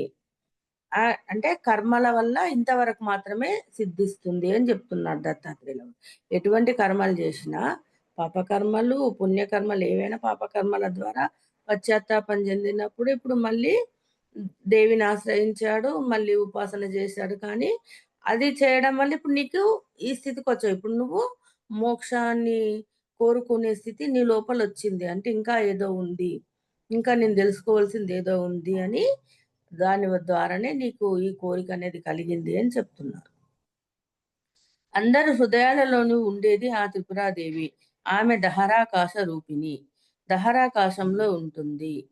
అంటే చూడండి మరి దహరాకాశం అంటే, మనం ఆకాశాన దహరం అంటే ఆ పైన కనిపించేదనుకుంటాం. కానీ ఆకాశతత్వం ఎక్కడిది మన హృదయంలో. అంటే మరి అందరి హృదయంలో గూడా ఆ త్రిపురాదేవి అంటే భగవంతుడనేవాడు కంపల్సరీగా మన హృదయంలోనే ఉన్నాడు. అందుకే గదా! మరి ఆంజనేయ స్వామి తన హృదయాన్ని చీల్చి చూపిస్తే అది సీతారాములిద్దరూ గూడా హృదయంలోనే ఉంటారు. అదే విధంగా రామదాసుకు గూడా అలానే. అంటే చూడండి మన మనలోనే ఉన్నాడు. భగవంతుడు ఎక్కడో లేడు అనేది మనం ఎప్పుడు గూడా గట్టిగా నమ్మాలి. అమ్మ నువ్వు తప్ప నాకు వేరే దిక్కు లేదు అంటూ ఆ తల్లిని ఆశ్రయించిన భక్తుని హృదయంలో మాత్రమే ఇటువంటి జ్ఞానము కలుగుతుంది. అంటే ఇప్పుడు ఆమె ఉపాసన జేశాడు. ఇంకిప్పుడు మళ్ళీ దత్తాత్రేయుల వారి దగ్గరికొచ్చాడు అంటే, ఇంక నాకు వేరే దిక్కు లేదు. నువ్వే అని ఎప్పుడైతే శరణాగతికొస్తాడో, అప్పుడు మోక్ష మార్గం గురించి వాళ్ళకి తెలుసుకోవాలని తపన మొదలవుతుంది. ఆ జ్ఞానం అనేది కలుగుతుంది. అదే మోక్ష మార్గము. అంటే మోక్షం అంటే ఎక్కడో లేదు. ఇప్పుడు మనం జ్ఞానం తెలుసుకోవాలని ఏదైతే కోరికొస్తుందో అదే మోక్ష మార్గము. ఈ మార్గాన్ని అవలంబించిన వారికి మరణము ఉండదు. ఎప్పుడైతే ఈ తెలుసుకోవాలనే కోరిక ఉంటుందో మోక్షం పొందాలి. ఆ మోక్షం అంటే ఏంటి? ఇవన్నీ ఆ మార్గాన్ని మనం ప్రయాణిస్తూ ఉంటాం. చూడండి ఇప్పుడు మనం ఏమనుకుంటున్నాము కర్మలు జూసుకుంటూ అంటే ఒక్కొక్కటి తీసేసుకుంటే ఇంక అయిపోతది. మనకు ఈ జన్మ రాహిత్యం జన్మ ఈ జనన మరణ చక్రం నుంచి బయటపడతామని అనుకుంటాం గదా! అంటే మోక్షం అనేది ఎక్కడో లేదు. ఆ మార్గాన్ని అంటే తెలుసుకోవాలనే తపన. ఆ ఆత్మ అనేది ఆత్మజ్ఞానాన్ని తెలుసుకోవాలనే తపన ఎప్పుడైతే కలుగుతుందో అదే మోక్ష మార్గము. భార్గవ పిశాచము ఆవహించిన వాడికి ఏ రకంగా సుఖము ఉండదో, అదే విధంగా కర్తవ్యత చేయవలసినది ఉన్నది అనుకునే మానవుడికి కూడా సుఖము ఉండదు. అంటే ఒక దయ్యం బడితే ఎలా ఉంటుంది ఆ మనిషికి? సుఖం ఎలా దయ్యం బట్టినోళ్ళు మామూలుగా ఉంటారా? ఉండరు గదా! వాడు పిచ్చి పిచ్చిగా రకరకాల అరుస్తూ ఉంటాడు. శరీరంతో వికృత చేష్టలు జేస్తూ ఉంటాడు. అయితే ఈ కర్తవ్యత చేయవలసిందుంది అనుకుంటే ఇంకా ఆ మానవుడికి సుఖం ఉండదు. అందుకే ఏమంటాడు శ్రీకృష్ణ భగవాన్‌ల వారు, నిష్కామ కర్మలు జేయాలి. చేస్తున్నది నేను కాదు. అంటే భగవంతుడు ఇప్పుడు అంతటా ఉన్నదే సర్వాంతర్యామి మరి అందరిలోనూ ఉన్నదనుకున్నప్పుడు, ఆ భగవంతుడే చేస్తున్నాడని మళ్ళీ పాపకర్మలు చేయకూడదు. అంటే మనం చేసే మంచి పనైనా, సేవైనా మన కుటుంబానికే గానియండి, బయటనే అంటే మళ్ళీ నేను గాదు అనుకోవాలి. నేను చేస్తున్నది నేను కాదు. ఇప్పుడు నేను ఈ క్లాస్ లేదు నాకు అవకాశం వచ్చింది. నాకు ఆ విశ్వం అవకాశం ఇచ్చింది. త్రిపురాదేవే నాతో పలికిస్తుంది. ఇలా మనం ప్రతి పనిలో గూడా మనం అలా భావించాలి. కర్తవ్యత అనే కాలసర్పం కరిచిన వాడి సమస్త నాడుల్లోనూ విషజ్వాలలు వ్యాపిస్తాయి. అంటే ఒక కాలసర్పము కరిస్తే శరీరం అంతటా అన్ని నాడుల్లో విషం ఎలా వ్యాపిస్తుందో, ఈ కర్తవ్యత అనేది గూడా అలానే. అంటే నాకు ఈ కర్తవ్యం ఉంది. నేను నిర్వహించాలి, నేను జెయ్యాలి అనుకుంటూ ఉంటాడు గదా! మొత్తం శరీరం అంతా అలానే కర్తవ్యత అనే భావన గూడా వ్యాపిస్తుంది. అటువంటి వాడికి శుభము ఏ రకంగా కలుగుతుంది? అట్లాంటి వాడికి గూడా శుభం కలగదు. కర్తవ్యత అనే విష సంబంధం చేత ఈ లోకమంతా గుడ్డిదైపోయి, ఏ పని వల్ల తనకు మేలు కలుగుతుందో తెలుసుకోలేకపోతుంది. అంటే అందరూ గూడా ఇది నా కర్తవ్యము అంటే దాన్ని నిర్వర్తించడానికి రకరకాలుగా అంటే ఉదాహరణకు తీసుకోండి ఒక కుటుంబమే అనుకోండి. కరెక్టే ఇప్పుడు సంసారాన్ని వదులుకొని సన్యాసం తీసుకోవద్దు. చెయ్యాలి. కానీ చేస్తున్నప్పుడు మంచి చెడులు గుర్తించి, ఇప్పుడు పరశురాముడు ఏం చేశాడక్కడ? అంటే ఇంకక ఏది తనకేది దోస్తే అది చేసుకుంటూ ఎళ్ళిపోయాడు. అది తండ్రి నరకమనగానే మరది తప్పు గదా! మరి తండ్రి మాట జవదాటడం ఎలా తప్పో, తల్లిని చంపడం గూడా తప్పు గదా! అది గూడా ఆలోచించాలి గదా! అదే విధంగా తల్లికి మాటిచ్చినప్పుడు మరి క్షత్రియుల్ని చంపడము అంటే తప్పే గదా! ఇప్పుడు తన తండ్రిని చంపాడని క్రోధంతో రగిలిపోయావు. మరి నువ్వు చేసిందేంటి అక్కడ? మళ్ళీ అంతమంది ఒక్క తండ్రిని చంపినందుకు క్షత్రియ వంశాన్నే నాశనం చేశారు. అదెంత ఘోరమైన తప్పు. తెలుసుకోలేకపోయాడు గదా! కన్ను మిన్ను గానక అంటే అక్కడ అంతే కర్తవ్యత నా కర్తవ్యం అనుకోని అది కరెక్ట్ అనుకున్నాడు. కానీ అది గూడా తప్పే. అందుకే ఆ విష సంబంధం చేత లోకమంతా గుడ్డిదైపోయి అంటే ఏ పని చేస్తే తనకు మేలు కలుగుతుంది ఇప్పుడు తనకు మేలు లేదు. మరి అన్ని కుటుంబాలు నష్టపోయాయి. క్షత్రియ వంశమే నాశనమయిందంటే ఒక్కొక్క వంశంలో ఎంతమంది మరణించారు, ఎన్ని కుటుంబాలు నాశనమయ్యాయి. అస్సలు ఆలోచించలేదతను. తనకు హితవును కూర్చే సాధనాలు వదిలి ఇతర వాటిని పట్టుకుంటుంది. అంటే ఈ కర్తవ్యత అనేది ఏం చేస్తుందంటే, తనకు అందరికీ మరి అందుకే విచక్షణ జ్ఞానం మనకు వంశీ సార్ చెప్పేదేంది? విచక్షణ జ్ఞానం ఉపయోగించాలి. మరి పత్రి సార్ గూడా అందుకే నువ్వు ఏ పనైనా చేయాలంటే ఫస్టు నువ్వు ఏకాగ్రతగా ధ్యానం స్థితిలో కూర్చోండి. ఒక క్షణము, ఒక 10 నిమిషాలో, ఒక 5 నిమిషాలో ధ్యానంలో కూర్చొని శ్వాసను గమనిస్తూ ఇది కరెక్టా? కాదా? ఇది నేను జేసే పని సరి అయిందా? కాదా? నేను మాట్లాడే మాట సరి ఎన్ని సార్లు ఇట్లా మన గురువులు ఎందుకు చెప్తున్నారంటే ఆ ఒక్క క్షణం క్రోధంతో ఏదో అనుకోవడము, అది ప్రణాళికగా మారిపోవడం. అందుకే మన ఆలోచనలు, భావాలన్నీ ఎరుకతో ఉండాలి అని చెప్పేది. ఈ రకంగా లోకం భయంకరమైన విష సముద్రంలో పడి కొట్టుకుంటున్నదయ్యా. దీనికి ఉదాహరణగా ఒక కథ చెబుతాను వినవలసింది. అంటే ఇంకా ఈ లోకమంతా ఇలానే భయంకరమైన విష సముద్రంలో పడిపోతుంది. దీనికి ఉదాహరణ గూడా చెప్తున్నారన్నట్టు. పూర్వకాలంలో కొందరు బాటసారులు త్రోవన పోతూ పోతూ వింధ్య పర్వతాలు చేరారు. ఉదయం నుంచి నడిచి నడిచి బాగా అలసిపోయారు. వాళ్ళకి చాలా ఆకలి వేసింది. అక్కడ వాళ్ళకి విషముష్టి చెట్లు కనిపించాయి. వాటి పల్లి చూసి తుమ్మిక ఫలములు అనుకున్నారు. బాగా ఆకలిగా ఉన్నారేమో పళ్ళు కోసుకొని కడుపారా తిన్నారు. ఆకలి మీద వారికి రుచి కూడా తెలియలేదు. ఆ పళ్ళలోని విషం వారి శరీరంలో ప్రవేశించింది. చూపు మందగించింది. అయితే తాము తుమ్మిక ఫలములు తినడం వల్ల శరీరంలో బాగా వేడి చేసి ఈ రకంగా జరిగింది అనుకొని ఆ తాపం తగ్గించడానికి మందు కోసం వెతకసాగారు. అలా వెతుకుతుండగా ఉమ్మేత చెట్లు కనిపించాయి. ఉమ్మేత కాయలు చూసి నిమ్మకాయలనుకున్నారు. వాటిని కోసి బాగా తిన్నారు. దానివల్ల పిచ్చి బాగా ముదిరింది. దట్టమైన అడవిలో త్రోవ తెలియక మతి చెడి తిరుగుతున్నారు. కళ్ళు కనిపించడం లేదు. గోతులలో పడుతున్నారు. ముళ్ళ కంపలలో చిక్కుతున్నారు. వల్లంతా ముళ్ళు గుచ్చుకొని రక్తం గారుతుంది. ఉన్మదావస్థలో ఒకరినొకరు తిట్టుకుంటున్నారు. పోట్లాడుకుంటున్నారు. చేతులతో, రాళ్లతో, కర్రలతో కొట్టుకుంటున్నారు. ఒళ్ళంతా రక్తసిక్తమైంది. కొందరు బాటసారులు అంటే అప్పుడు పూర్వకాలంలో ఏంటి మనకి బస్సులు ఇవన్నీ లేవు గదా! ఎద్దు ఎద్దుల బండ్లు గూడా లేని కాలంలో వాళ్ళు నడుచుకుంటూ వెళ్ళేవారు. రాజులు అలాంటి వాళ్ళు గుర్రాల మీద ప్రయాణం జేసేవారు గదా! అయితే వీళ్ళిలా పోతూ పోతూ ఒక వింధ్య పర్వతాన్ని చేరారట. ఇంకా బాగా ఉదయం నుంచి గూడా నడవడం వల్ల అలసిపోయారు. వాళ్ళకి ఆకలి గూడా బాగా వేసి ఏం జేశారంటే ఒక తుమ్మిక ఫలములని ఒక విషముష్టి చెట్లు కనిపించాయి. కానీ అక్కడేంటి వాళ్ళు గమనించలేదది. అది తినే ఫలాలనుకున్నారు. తినే ఫలాలు తుమ్మిక ఫలాలనుకోని వాటిని కోసుకొని తిన్నారన్నట్టు. తినడం ద్వారా ఏం జరిగింది? వాళ్ళ ఆకలి మీద రుచి గూడా గమనించలేదు వాళ్ళు. ఆకలితో ఉన్నారు గాబట్టి అదేంటి అనేది గూడా ఆ రుచిని గూడా గమనించలేదు. ఇంకా కడుపారా తిన్నారు. తర్వాతేం జరిగిందంటే, ఆ విషం అనేది మెల్లమెల్లగా శరీరంలోకి ప్రవేశించింది. ఫస్ట్ కళ్ళు కనబడడం ఆగిపోతుంది. అంటే ఇగ మసక మసకగా కనబడడం మొదలైంది. ఇంకా అంటే ఈ ఫలాలు ఎక్కువగా తినడం వల్ల ఏమైనా మాకు అప్పటికి గూడా వాళ్ళు విషముష్టి చెట్లనుకోవట్లేదు. తుమ్మిక ఫలాలే అనుకుంటున్నారు. అంటే ఆకలితో ఎక్కువ తిన్నాం గదా! వాటి ద్వారా మాకు బాగా వేడి చేసిందేమో అనుకోని, మళ్ళీ ఈ తాపం తగ్గించడం కోసం అంటే ఇంకా వేరే వెతుకుతున్నారు. అక్కడ నిమ్మకాయలనుకోని జెప్పి ఉమ్మెత్తకాయలు కోసుకొని వాటిని తిన్నారట. ఇంకా ఇవి 2 ఒకదానికొకటి పడదు. ఇంకా పిచ్చి ముదిరింది. ఇంకా అడవిలో ఇంక తోవనేది తెలియదు. మతి చెడిపోయింది. దారి కనిపించట్లేదు. కళ్ళు కనిపించట్లేదు. అటు ఇటు గాకుండా తిరుగుతా ఉన్నారు. ఇంక ఒకళ్ళనొకరు మళ్ళీ కొట్టుకుంటున్నారు, తిట్టుకుంటున్నారు. ఇలా జరుగుతుందన్నట్టు. అలా పోతూ పోతూ ఒక పట్టణం చేరారు.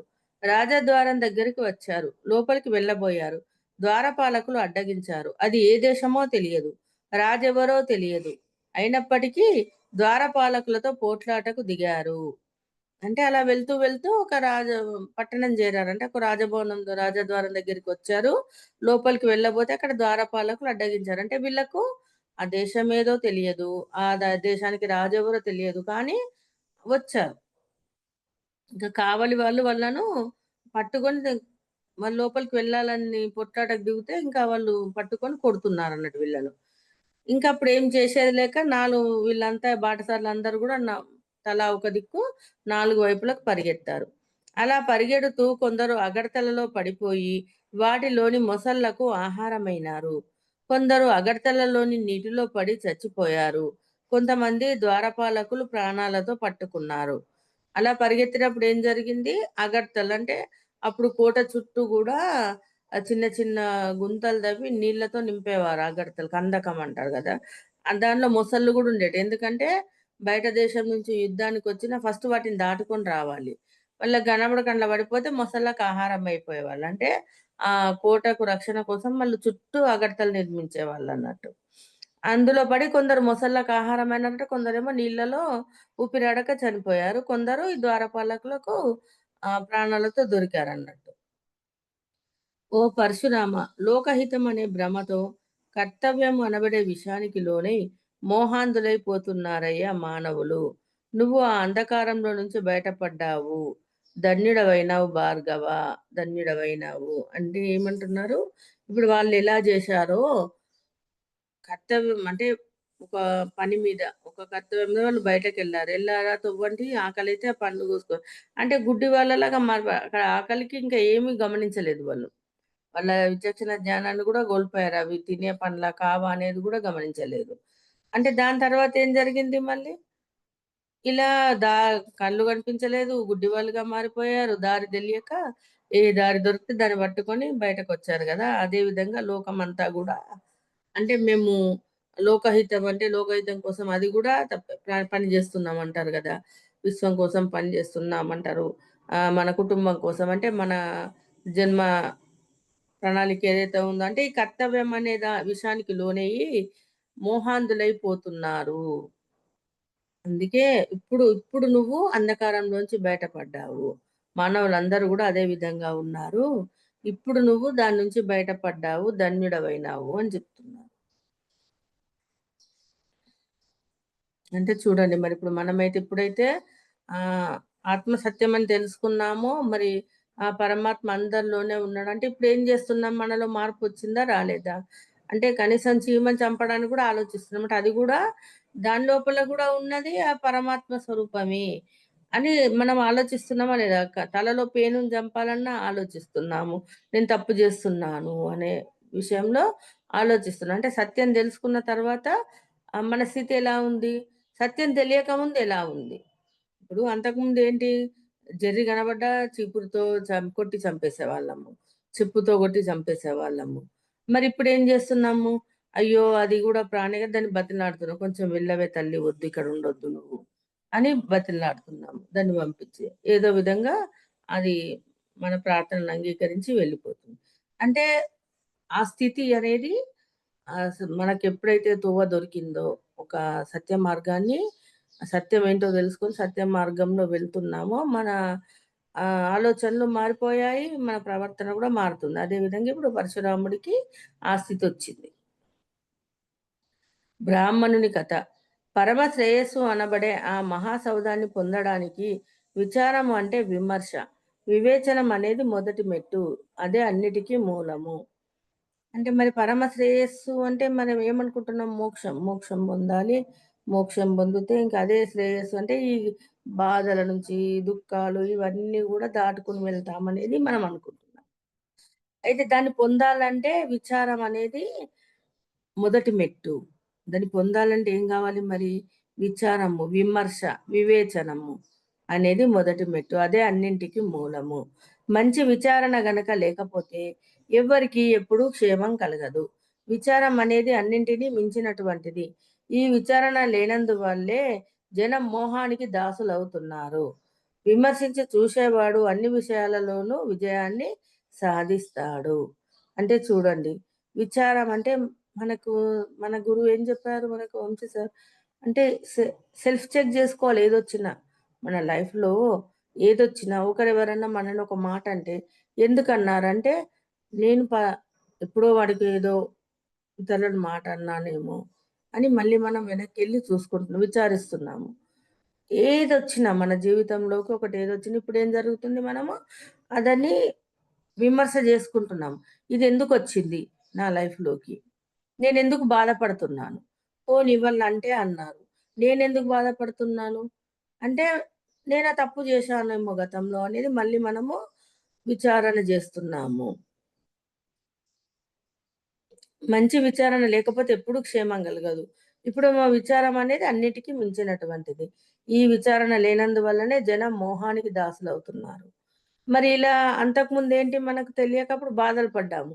అయ్యో! నన్నే తిట్టాడు, నన్నే అన్నాడు, ఇంతమందిలో నన్నెందుకన్నాడు, వాళ్ళకు అని రకరకాలుగా దాన్ని ఆలోచిస్తూ, మళ్ళీ వాళ్ళు కనిపించినప్పుడు మనం రివెంజ్ తీసుకోవడానికి, మళ్ళీ వాళ్ళని అలాంటి స్థితిలో ఉన్నాం. ఇప్పుడేం చేస్తున్నాము? ఓకే. అంగీకరిస్తున్నాం. నా వాస్తవానికి నేనే సృష్టికర్తను. అంటే ఎప్పుడో గతంలో గాని, గత జన్మల్లో గాని ఎవరికో ఇలాంటి పెయిన్ ఇచ్చాను గాబట్టి నేను తెలుసుకోవడానికొచ్చింది. నేను నేర్చుకోవడానికి ఈ విషయము నా జీవితంలోకొచ్చింది అని జెప్పి దాన్ని మనము విచక్షణ జ్ఞానంతో మళ్ళీ మనము ఆలోచించి ఆత్మవిమర్శ జేసుకొని దాన్ని సరిదిద్దుకుంటే ఆ బాధనేది ఇప్పుడు మనకుండట్లేదు. ఇంకా మళ్ళీ మన ద్వారా మళ్ళీ అలాంటి తప్పు జరగకుండా మార్చుకుంటున్నాం. విమర్శించి చూసేవాడు అన్ని విషయాలలోనూ విజయాన్ని సాధిస్తాడు. విచారణ లేకపోవడం చేతనే రాక్షసులు పరాజయం పాలైనారు. జాగ్రత్తగా ఆలోచన చేసిన దేవతలు అన్ని విధాలా సుఖం పొందారు. అంటే హ్మ్. దైవ మానవ యుద్ధంలో గూడా రాక్షస దేవరాక్షస యుద్ధంలో గూడా ఏం జరిగింది మరి దేవతలేమో జాగ్రత్తగా ఆలోచన చేశారు. మరి రాక్షసులేం జేశారు? విచారణ అనేది లేదు. మరి దేవతలేంటి అంటే వాళ్ళు గెలవడం కోసం గాదు. ఈ ప్రపంచమంతా శాంతిగా ఉండాలి. ఇప్పుడు రాక్షసులు రాజ్యం వెళ్తే మరి ఆ రాక్షస ప్రవర్తననే మరి ఈ లోకంలోకొస్తుంది గదా! అందుకని ముందు చూపుగా ప్రజలందరి గురించి ఆలోచించి దేవతలు. రాక్షసులేంటి అంటే మేము అధికారం చేజిక్కించుకోవాలి. ఉన్న విశ్వాన్నంతా, ఈ భూమండలాన్నంతా మేమే పరిపాలించాలి అని వాళ్ళ ఆలోచన. అంటే ఇక్కడ ఆలోచనలో తేడా. అంటే దానివల్లనే దేవతలు గెలిచారు. దేవతలు అన్ని విధాల సుఖం పొందారు. విష్ణువు యొక్క అండతో శత్రువులను జయించారు. విచారణ చేయడం వల్లనే మానవుడు తోటివారందరిలోనూ ప్రత్యేకత సంపాదించుకుంటున్నాడు. అంటే ఇప్పుడు దేవతలేంటి విష్ణువు యొక్క అండతో మరి శత్రువులను జయించారు గదా! మరి విష్ణువు మోహిని రూపం వేసి అమృతాన్ని గూడా ఆహ్, అమృతం తీసుకుంటే మళ్ళీ వాళ్ళు చిరంజీవులుగా ఉంటారు. వాళ్ళు అదే రాక్షస గుణము వాళ్ళ లోపల ఉంటుందని వాళ్ళకి దక్కకుండా చేశారు. అదే విధంగా విచారణ ప్రతి మానవుడు కూడా విచారణ ఎప్పుడైతే చేస్తాడో, తోటి వారందరిలో కూడా ప్రత్యేకంగా ఉంటాడు. ఈ రకంగా విచారణ చేసే బ్రహ్మ గొప్పవాడైనాడు. ఇట్లా విచారణ జేసినప్పుడే బ్రహ్మ గూడా మరి బ్రహ్మ సృష్టికర్త అని మనం జెప్పుకుంటాం.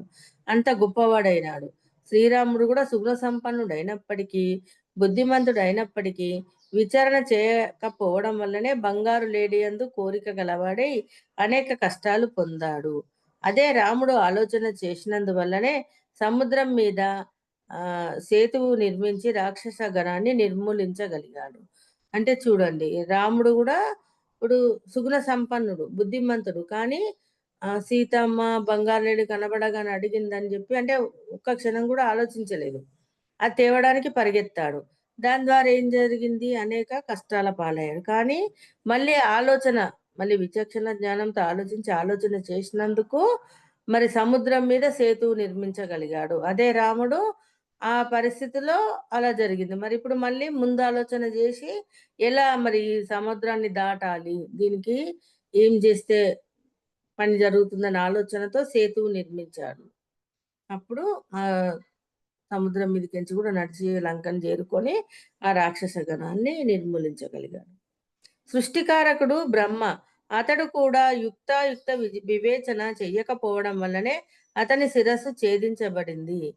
అదే విధంగా సరిగా ఆలోచించకపోవడం చేతనే శివుడు భస్మాసురుడికి వరమిచ్చి అతనికి భయపడి పారిపోయాడు.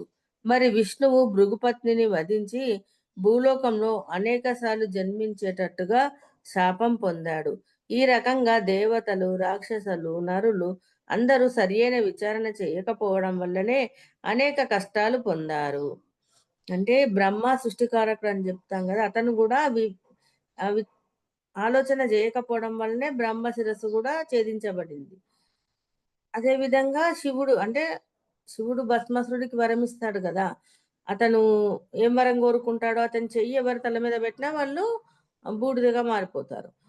అయితే వరం అడిగితే ఇంకా తపస్సులో వరం ఇస్తానని మాటిచ్చాడు గాబట్టి, ఆ వరం ఇస్తాడు భస్మాసురుడికి.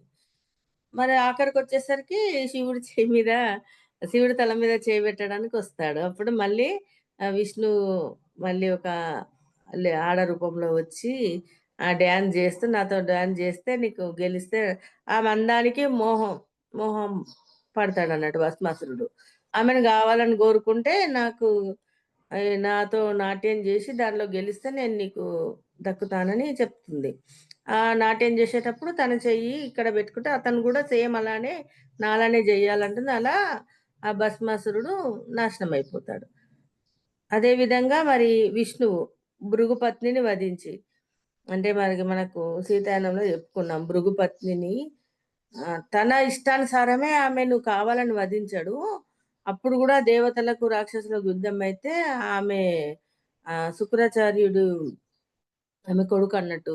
భృగు మహర్షి పత్ని ఇద్దరుంటారు. సారీ నాకు పేరు గుర్తొస్తలేదు గానీ, ఖ్యాతి ఋషి అని ఒకామె ఉంటది. ఇంకొక ఆమెకు శుక్రాచార్యుడు కొడుకన్నట్టు వాళ్ళిద్దరికీ. శుక్రాచార్యుడేంటి రాక్షసుల వైపు ఉంటాడు. రాక్షసుల గురువు. అయితే వాళ్ళకు సహాయం చేస్తానని మాటిస్తది. ఇక్కడ విష్ణుమూర్తి మళ్ళీ నారాయణి అవతారం ఒక భార్గవిగా మళ్ళీ ఖ్యాతి మాతకు పుట్టిందన్నట్టు. ఆమె కూతురు. భృగు మహర్షికి కూతురు. కానీ ఇక్కడేం జరిగింది? ఈ అసన్నాన పేరేదో ఉంది. సారీ నాకు గుర్తొస్తలేదు గానీ, ఇద్దరు భార్యలు.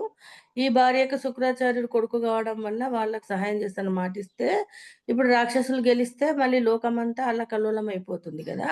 అని విష్ణుమూర్తి వచ్చి ఎంతగానో అడుగుతాడంట. "వద్దమ్మా నువ్వు వాళ్ళకి సహాయం చేయొద్దు. అది తప్పు. ఎందుకంటే దాని ద్వారా చాలా అనర్థాలు జరుగుతాయి. ప్రపంచమంతా అల్లకల్లోలం అయిపోతుందంటే నేను మాటిచ్చాను గదా!" అంటే ఇక్కడనే అదే కర్తవ్యం అనేది అలా వాళ్ళని బంధిస్తుంది. అంటే నేను మాటిచ్చాను గదా! నేను మాట తప్పిన దాన్ని గావద్దు అని తన ఆలోచన. ఇంకా ఆఖరికి మళ్ళీ తను అండర్‌స్టాండింగ్ జేసుకొని ఏం జేస్తదంటే, ఓ నారాయణ ఇంక నాకు ఈ జీవించి ఉండాల్సిన సమయం గూడా దగ్గర పడింది కాబట్టి, నేను అటు మాట తప్పినట్టు కాకుండా, నాకు నీ చేతుల్లోనే నాకు మృత్యువనేది రావాలి. ఆ విధంగా నాకు వరాన్నివ్వు అని జెప్పి తను మృత్యువుని కోరుకుంటది. ఎందుకంటే బతికుంటే ఈ శరీరంతో ఉంటే తను మాట తప్పిందయితది. ఇప్పుడు మరి దేవతలు గెలవాలి. దేవతలు గెలవాలంటే వాళ్ళ వైపు సహాయం జేయాలి. వాళ్ళకి సహాయం జేస్తే మాట తప్పిందన్నవుతా. ఈ శరీరమే ఎలాగో కొన్ని రోజులైతే ఈ శరీరాన్ని చాలించాల్సిందే గదా! అదేదో ఇప్పుడే నీ చేతుల ద్వారా దాన్ని నన్ను తొలగించు ఈ శరీరం నుంచి బయటకు తీసుకురా అని కోరుకుంటది. అప్పుడు విష్ణుమూర్తి సరే అని జెప్పి ఇంకా ఆహ్, తనను ఆ శరీరం నుంచి తీసేస్తాడన్నట్టు. అది భృగు మహర్షి తపస్సులో ఉంటాడు. కళ్ళు తెరవగానే భార్య చనిపోయిందనే వార్త విని శాపమిస్తాడు. అక్కడ భార్గవి తన కూతురు అనే మరి నారాయణి అంశాన్ని గూడా మహాలక్ష్మి అంశాన్ని గూడా మర్చిపోతాడు. అంటే ఎవరనేది చూడడసలు. పెద్ద తపస్సంపన్నుడు. అతను కావాలనుకుంటే దివ్య చక్షువుతో జరిగిందేంటో చూడొచ్చు. కానీ ఆ తపస్సులోంచి బయటకు రాగానే భార్య చనిపోయిందనే వార్త ఒకటే విన్నాడు. ఎవరు చంపారనేది గూడా తను వినిపించుకోలేదు. ఆ చంపినవాడు ఇలానే నాకు నా భార్యను దూరం చేశాడు గదా! వాడు గూడా భార్యా వియోగంతో అనుభవించాలి భూలోకంలో అని జెప్పి శపిస్తాడు. ఆ విధంగా ఆహ్, శాపం అనేదొచ్చింది విష్ణుమూర్తికి. అంటే ఇలా ముగ్గురు ఇప్పుడు బ్రహ్మ, విష్ణు, మహేశ్వరులు గూడా మరి చాలా పెద్దవాళ్ళని చెప్తారు. మరి ప్రతి ఒక్కరికి గూడా వాళ్ళకి కూడా శాపాలున్నాయి. శాపాలు పొందారు. అంటే సరియైన విచారణ చేయకపోవడం వల్లనే వాళ్ళు ఆ రకంగా కష్టాలు పడ్డారు. కాబట్టి ఓ భార్గవ ఇప్పుడు విచారణశీలురుగా ఉండేవాళ్ళే ధీరులు. అంటే ఎప్పుడు గూడా మరి ఏ పని జేసినా, ఏ మాట మాట్లాడినా విచారణ అనేది అవసరము. వాళ్ళే ధీరులు, మహాత్ములవుతున్నారు. విచారణ చేసిన వారు అన్ని కష్టాల నుండి గట్టెక్కుతున్నారు. విచారణ చేసేవాడికి కష్టాలు ఉండవయ్యా! ఆ త్రిపురాదేవి అనుగ్రహం కలగనిదే ఎవరికీ విచారణ చేద్దామనే బుద్ధి కలగదు. అంటే చూడండి. అంటే ఇప్పుడు త్రిపురాదేవి ఉపాసన చేస్తే గూడా నాకేం ఫలితం లేదంటే నువ్వు అది చేసావు గాబట్టే ఆ అనుగ్రహము ఆ అమ్మ అనుగ్రహం నీకు గలిగింది. అందుకే ఇప్పుడు నీకు మంచి చెడుల విచక్షణ అనేది నీకు ఆ జ్ఞానం అనేదొచ్చింది. ఇప్పుడు నువ్వు విచారిస్తున్నావు. అంటే నేను జేసింది తప్పు గదా! అనే విచారణ నీకొచ్చింది. అందుకే సద్విచారం కావాలంటే ఆ దేవిని ఆశ్రయించాలి. అప్పుడు ఆ దేవి సంతుష్టి చెంది సాధకుని యొక్క హృదయాకాశంలో సూర్యునిలాగా ప్రకాశిస్తుంది. ఎప్పుడైతే నువ్వు ఒక గురువు ఇప్పుడు దేవి త్రిపురాదేవిని ఆశ్రయించాలని దత్తాత్రేయులు ఎవరు చెప్పారు? మనం గూడా చూడండి. అంటే మరి మనం ఎప్పుడైతే నమ్ముతామో, ఒక గురువుని విశ్వసిస్తామో, ఒక భగవంతుడు తప్పని గాదు. కానీ విగ్రహారాధనకు ఫలితం లేదు. భగవంతుడు ఉన్నాడు. అంతటా ఉన్నాడు. మరి ఒక విగ్రహమూర్తిలోనే లేడు గదా! అంతటా వ్యాపించి ఉన్నప్పుడు ఒక చిన్న విగ్రహం బెట్టి అతనే భగవంతుడని పూజిస్తే అర్థం లేదు కదా! మరి అదే విధంగా మరి ఎంతోమంది కష్టాల్లో ఉన్నారు. ఎంతోమంది చిన్న పిల్లలు అనాథలుగా ఉన్నారు. వృద్ధులు గూడా ఎంతోమంది అంటే వృద్ధాశ్రమాల్లో జీవిస్తున్నారు. ఇప్పుడు ఈ విగ్రహానికి ఏదైతే పూజ చేస్తున్నావో ఈ ఖర్చును వాళ్ళకి పెట్టి వాళ్ళకేదైనా సహాయం చేస్తే మంచే జరుగుతది. వాళ్ళకు ఆదరణ దొరుకుతుంది. మరి మనకు గూడా మంచే జరుగుతుంది. అందుకే ఆలోచన, విచారణ అనేది చెయ్యాలి.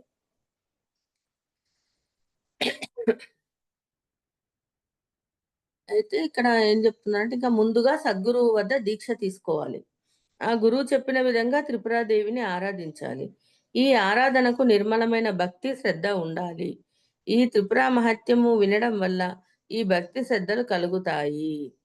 అంటే ఫస్ట్ చేయాల్సింది ఒక సద్గురువు వద్ద దీక్ష తీసుకొని, ఆ గురువు చెప్పిన విధంగా ఆ దేవిని ఆరాధించాలి. మరి దానికి ఏం జేయాలి? ఆరాధన నిర్మలంగా ఉండాలి. భక్తి శ్రద్ధలుండాలి. నిర్మలమైన ఏకాగ్రతతో చేయాలి. అదే విధంగా త్రిపుర మహత్యం వినడం వల్ల గూడా భక్తి శ్రద్ధలు అంటే ఫస్ట్ దాని గురించి విను. వింటే నీకప్పుడు ఆ భక్తి, శ్రద్ధ అనేదొస్తాయి. ఆ మహత్యం వినడం వల్ల భక్తి, శ్రద్ధ అన్నదొచ్చినప్పుడే నువ్వు ఏకాగ్రతగా నీ మనసు నిలకడగా ఉంచగలవు. ఈ కారణం చేతనే నీకు త్రిపుర మహాత్యాన్ని వివరించడం జరిగింది. దాని ద్వారానే నీకీ మేలు జరిగింది. అంటే పరశురాముడు అది జేసినా నాకు లాభం లేదు, ఇది జేసినా లాభం లేదని అడిగాడు గదా! దానికి కారణం జెప్పుకుంటూ వస్తున్నాడన్నట్టు. నువ్వు జేసిన కర్తవ్యత అనే దాని పట్ల నువ్వు జేసిన పనుల వల్ల నీకు లాభం దాని వల్ల గూడా లాభం లేదు, దీని వల్ల లాభం లేదన్నావు గదా! వాటి వల్లనే నువ్వు మళ్ళీ దీన్ని మించి ఏదో ఉంది తెలుసుకోవాలనే కోరిక గలిగింది. నా దగ్గరకొచ్చావు. నేనెందుకు నీకు భక్తి శ్రద్ధలు కలగాలి. నీ మనస్సు ఏకాగ్రం గావాలని జెప్పి నేను త్రిపురాదేవి మహత్యాన్ని వివరించాను. ఆ ఉపాసన జేయించాను. దాని ద్వారానే నీకు ఇప్పుడు మోక్షం వైపుకు గూడా ఆలోచన అనేదొచ్చింది అని చెప్తున్నారు. విచారము శ్రేయస్సుకు మూలము. అది పుట్టనంత వరకు మహాభయం కలుగుతూనే ఉంటుంది. విచారం అనేది ఎప్పుడైతే కలగదో అప్పుడు భయంగానే ఉంటాం. మనం గూడా అంతే గదా! మనమే నిదర్శనం గదా ఫ్రెండ్స్. ఎప్పుడైతే మనం విచారణ జేస్తున్నామో, అంటే ఇది నా జీవితంలోకి ఎందుకొచ్చిందంటే మనం గతాన్ని జూసుకొని, ఇప్పుడు ఆ బాధను, ఆ భయాన్ని తొలగించుకుంటున్నాం గదా మనము. విచారం అనేది శ్రేయస్సుకు మూలము. ఎప్పుడైతే నువ్వు ఆత్మవిమర్శ జేసుకుంటావో, విచారణ జేస్తావో అది నీ శ్రేయస్సుకు మూలము. నిత్యము దేవతారాధన చేసేవాడికి కూడా విచారణ చేసేదాకా ఏదో ఒక భయం ఉంటూనే ఉంటుంది. రోజు నువ్వు దేవతను పూజించి దేవతారాధన చేస్తున్నా గూడా అతనికి గూడా భయముంటుంది. అంటే విచారణ కలిగేదాకా ఎప్పుడైతే విచారణ కలుగుతుందో ఈ పరిస్థితికి కారణమేంటి అనే విచారణ ఎప్పుడైతే వస్తుందో అప్పుడే నీ లోపల ఆ భయమనేది తగ్గుతూ వస్తుంది. మోక్ష సాధనానికి సంబంధించిన విచారణ చేస్తేనే జన్మ సాఫల్యం కలుగుతుంది. మరెప్పుడైతే ఇంకా మరి తెలుసుకున్నావు. తెలుసుకున్న తర్వాత మరేం జేయాలి? నేనింకా మోక్షం పొందాలంటే నేనేం జేయాలి? అనేది విచారించాలి. అప్పుడే నీకు జన్మ సాఫల్యమవుతుంది. విచారణ లేని జన్మలెన్ని ఎత్తినప్పటికీ అవి అన్నీ వ్యర్థమే అవుతాయి. విచారణ లేకుండా ఎన్ని జన్మలెత్తినా గూడా పుడతావు, చస్తావు, పుడతావు, చస్తావు గానీ అక్కడ ఏది మార్పనేది లేదు గదా! పుడుతుంటావు, చస్తుంటావు. మళ్ళీ పుడతావు, మళ్ళీ చస్తావు. అంతేగాని లాభమేం లేదు. విమర్శ లేని జనులు బావిలో కప్పల వంటి వారు. విమర్శ లేని వాళ్ళేంటి బావిలో కప్పలు ఎలా బతుకుతున్నాయో అలానే ఉంటుంది నీ బతుకు గూడా. బావిలో కప్ప అందులోనే పుడుతుంది, అందులోనే చస్తుంది. దానికి మంచి, చెడు తెలియవు. అలాగే విమర్శ లేనివారు మంచి, చెడు తెలుసుకోలేరు. కష్టాలనే వారు సుఖం అనుకుంటారు. ఈ రకంగా అజ్ఞానులై సంసార సాగరంలో పడి కొట్టుమిట్టాడుతుంటారు. బావిలో కప్ప అందులోనే పుడుతూ, అందులోనే చస్తూ ఉంటుంది. అదే విధంగా ఈ జనులందరూ గూడా విమర్శ లేనివారేంది, మంచేంటి, చెడనేది ఏంటి అనేది గ్రహించలేక వాళ్ళు ఏవైతే కష్టాలు అవే సుఖాలనుకోని వాటిని అనుభవిస్తూ ఉంటారు. ఈ రకంగా అజ్ఞానులే సంసార సాగరంలో పడి కొట్టుమిట్టాడతారు. భోగభాగ్యాలు, భార్యాపుత్రులు ఇవన్నీ దుఃఖానికి హేతువులు అయినప్పటికీ మానవులు వాటిని వదలలేరు. అంటే ఏంటి ఇప్పుడు మనం ఈ సంపదలు, సిరి సంపదలు, బట్టలు, నగలు, ఇల్లు అంటే కార్లు ఇవన్నీ గూడా భోగభాగ్యాలే గదా! ఈ మళ్ళీ భార్యాపుత్రులు, కుటుంబం గురించి ఇవన్నీ గూడా దుఃఖానికే హేతువులు. అంటే ఇంతున్న ఇప్పుడు సంపాదన సరిపోతుందా? రూ. 1,00,000 ఉంటే ఇంకా 10,00,000 గావాలి. 10,00,000 ఉంటే 20,00,000 గావాలి. లేదంటే 50,00,000 ₹1,00,00,000 గావాలి. ₹1,00,00,000 వచ్చినంక ఇంకో కోటి, ఇంకో కోటి అంటే ఇలానే దాని గురించే వెంటబడుతూ, దాని గురించే వాటినే కోరుకుంటూ వాటితోనే జీవితం గడుపుతున్నాము. ఇవన్నీ దుఃఖానికి హేతువులని తెలిసినా గూడా వీటిని వదలలేరు మానవులు. భార్గవ ఒకసారి వరద వచ్చి ఊరంతా మునిగిపోయింది. ఊళ్ళో వారందరూ మూటముల్లె సర్దుకొని వలసపోతున్నారు. ఆ ఊళ్ళో ఒక బ్రాహ్మణుడున్నాడు. అతడు మహా పండితుడు. ఇంట్లో ఉన్న నగదు, నట్ర సర్దుకొని తన భార్య పిల్లలతో అతడు కూడా బయలుదేరాడు. ఒకసారి ఒక ఊర్లో వరద వచ్చి ఊరంతా మునిగిపోయిందట. ఆ ఊర్లో వాళ్ళందరూ గూడా ఇంకా వాళ్ళ మూటముల సర్దుకొని బయలుదేరారు. వలసకంటే ఇంకో ఊరికెళ్ళడానికి. అయితే ఒక బ్రాహ్మణుడున్నాడు. అతడు ఏంది మహా పండితుడు. అతనేంటి ఇంకా ఇంట్లో ఉన్న అంటే డబ్బు, నగలు అన్నీ తీసుకొని ఇంకా బయలుదేరాడన్నట్టు. భార్య, పిల్లలు అందరిని పట్టుకొని బయలుదేరాడు. ఇంకా వరద ఉధృతి పెరిగింది. అంటే ఇంకా ఎక్కువైపోయింది. హెచ్చుగా వరద అనేది ఇంకా ఎక్కువైపోయింది. అప్పుడు నీటి లోతు గూడా హెచ్చింది. కుమార్తె మునిగిపోతుంది. భార్య దుఃఖంతో కేక పెట్టింది. "ఏవండీ! అమ్మాయి మునిగిపోతుంది." అప్పుడు కుమార్తె మునిగిపోతుందని జెప్పి భార్య గూడా అయ్యో! అయ్యో! కూతురు మన కూతురు నీళ్ళలో మునిగిపోతుందని జెప్తే ఏమంటున్నాడంటే అతను, పోనీలే ఇంకో అమ్మాయి పుడుతుందని ఆ పిల్లని వదిలేస్తాడట. పోతే పోనీ ఇంకో అమ్మాయి పుడుతుందని వదిలేస్తాడు. కొంత దూరం పోయేసరికి మళ్ళీ కేక వేసింది భార్య. కుమారుడు మునిగిపోతున్నాడు. కుమారుడు మునిగిపోతున్నాడన్నా గూడా పోనీలే ఇంకొకడు పుడతాడు అని ఆ పిల్లాడిని గూడా వదిలేసాడట. భార్యను మాత్రం జాగ్రత్తగా పట్టుకొని, నగదు మూట భుజాన పట్టుకొని నడుస్తున్నాడు. నీరు పెరుగుతోంది. "ఏవండీ నేను కూడా మునిగిపోతున్నాను" అని భార్య మళ్ళీ, "అయ్యో! నేను గూడా మునిగిపోతున్నాను నీళ్ళ ఎక్కువైపోయిందన్నట్టు వాటం. అంటే పోనీలే నేను ఇంకొకరిని పెళ్లి చేసుకుంటానని చెప్పి భార్యను కూడా వదిలేశాడు. నగదు మూటను మాత్రం నెత్తికెత్తుకున్నాడు. ఇంకొంత దూరం పోయేసరికి ఇంకా నీటి ఉధృతి బాగా పెరిగింది. నడవలేకపోతున్నాడు. పైగా పైన ఉన్న మూటొకటి. ఇక లాభం లేదు. బతికుంటే ఏ విధంగానైనా ధనం సంపాదించుకోవచ్చనుకొని మూటను కూడా వదిలేసి ఎలాగో ఒక చెట్టు ఎక్కి ప్రాణాలు మాత్రం దక్కించుకున్నాడు. అయితే లాస్ట్‌కేం జేశాడింకా, ఈ లాభం లేదింకా ఆహ్, ప్రాణాలు ఉంటే ఏదో ఎలా అయినా జేసి డబ్బు సంపాదించొచ్చు కానీ, అసలు ఈ ప్రాణం అనేది ఎళ్ళిపోతే ఇంకేమి అవసరం లేదు గదా! అని జెప్పి ఆ మూటను గూడా పడేస్తాడన్నట్టు. అయితే ఇక్కడ జమదగ్ని కుమార మానవుడు దేన్ని వదులుకోలేడయ్యా! మగగాడిదను చూడు. ఆడగాడిద వెనక కాళ్ళతో తంతున్నప్పటికీ దాని వెనకే వెడుతుంది. అలాగే ఎన్ని కష్టాలను అనుభవిస్తున్నప్పటికీ అజ్ఞానులు సంసారాన్ని మాత్రం వదిలిపెట్టరు. దత్తాత్రేయుల వారేమంటారు జమదగ్ని కుమార అని పిలుస్తున్నాడు పరశురాముడిని. అంటే అతనెలా అయితే అన్నిటిని వదులుకోలేక ముట్టనొకటి లాస్ట్‌కు దాన్ని గూడా వదిలేయాల్సొచ్చింది. అలాగే మనిషి గూడా దేన్ని వదులుకోలేడు. ఒక మగగాడిదనే చూడు, ఆడగాడిద ఏం చేస్తది వెనక కళ్ళతో తంతూ ఉంటది. అయినా గూడా దాని వెనుకనే పోతుంది. అంటే ఎన్ని కష్టాలు అనుభవిస్తున్నా గూడా ఈ అజ్ఞానులు సంసారాన్ని వదిలిపెట్టరు అని జెప్తున్నా. కానీ నువ్వు మాత్రం విచారణ చేశావు. ఆ దేవి అనుగ్రహం కలిగింది. శోకసాగరాన్ని దాటావు అన్నాడు. అంటూ రెండవ అధ్యాయం పూర్తి చేశాడు రత్నాకరుడు.